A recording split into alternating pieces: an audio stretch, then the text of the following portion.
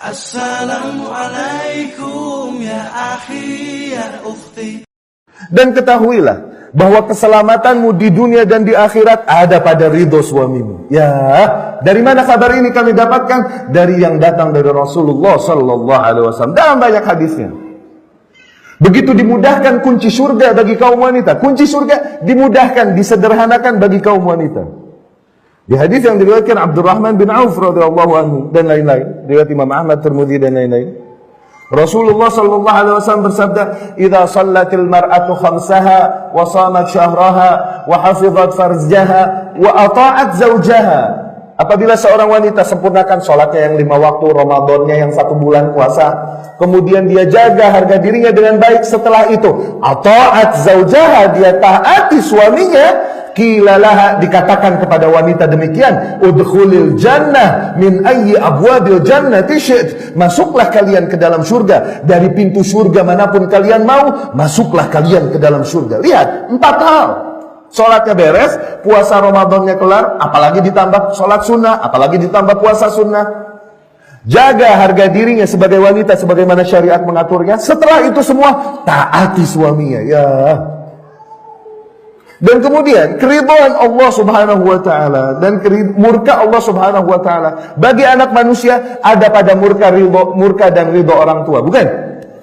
Ridha Allah atau ridha Rabb fi ridha walid. Ini yang diriwayatkan Abdullah bin Amr bin As dan lain-lain radhiyallahu. Hadis yang masyhur.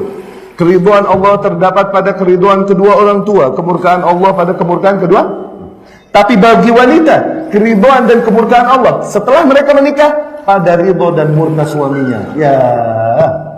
Diriwayatkan Imam Ahmad rahimahullah dan lain-lain dari Husain bin Muhsan radhiyallahu anhu, anna ammah lahu atatin Nabiy sallallahu alaihi wasallam, bahwasanya seorang bibinya datang kepada Nabi sallallahu alaihi wasallam, konsultasi dan lain-lain. Setelah selesai, Nabi berkata kepada bibinya ini, bibinya Husain bin Muhsan, alaki ba'al ya hadi, wahai wanita, apakah kau punya suami? Naam, ya aku punya. Kaifa anti minhu? Bagaimana pelayananmu terhadapnya? Bagaimana nilaimu di hadapannya? Kemudian dia berkata, la aluhu illa ma ajiztu anhu. Aku selalu melayaninya kecuali hal-hal yang memang di luar kuasaku. Rasul berkata sallallahu alaihi wasallam, unzuri kaifa anti fihi. Innahu jannatuk au naruk. Lihatlah bagaimana pelayananmu pada suamimu. Sesungguhnya suamimu adalah surgamu atau nerakamu. Ya. Perhatikan. Di dalam syariat Islam, sujud kepada makhluk itu haram, kufur. Diagungkan Rasul sallallahu alaihi wasallam, diperintahkan mengagungkan, mentaati Rasul sallallahu alaihi wasallam, sehingga Allah katakan ati Allah barengan terus, atiur Rasul, ati Allah, atiur Rasul. Luar biasa enggak kewajiban mentaati Rasul, mengagungkan Rasul? Iya. Tapi boleh enggak umat sujud sama Rasul sallallahu alaihi wasallam? Nah, kenapa? Sujud haram kepada selain Allah. Sebesar apapun kehormatan seorang makhluk, haram sujud.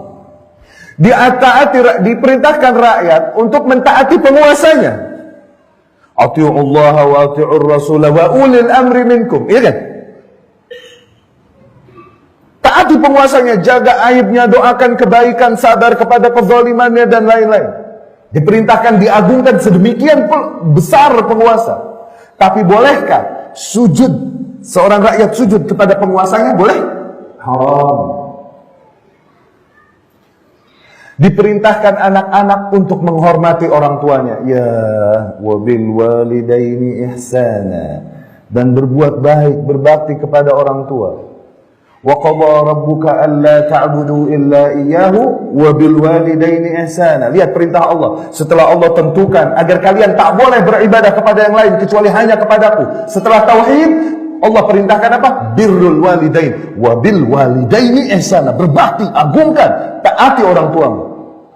Tapi bolehkah anak sujud sama orang tua? Sungkem, haram.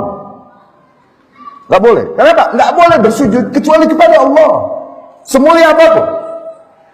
Tapi istri kepada suami, ya, Rasul sallallahu alaihi wasallam bersabda, "Lau amur ahadan, andai saja boleh aku perintahkan seseorang sujud kepada sesuatu, tidak aku perintahkan kaum sujud pada nabinya."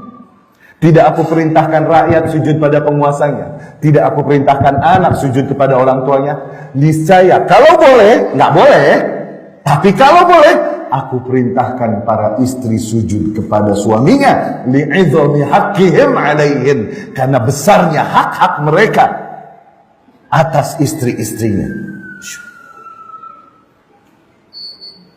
Maka terimalah syariat Islam yang mengatur baktimu kepada orang tuamu sebagai bentuk penyelamatan dirimu, penghapus dosa-dosamu. Sisanya Allah akan banyak mentolerir kekeliruan-kekeliruan kaum wanita, terutama kekeliruan-kekeliruan yang sifatnya memang berangkat dari sifat mereka dan fitrah mereka sebagai wanita.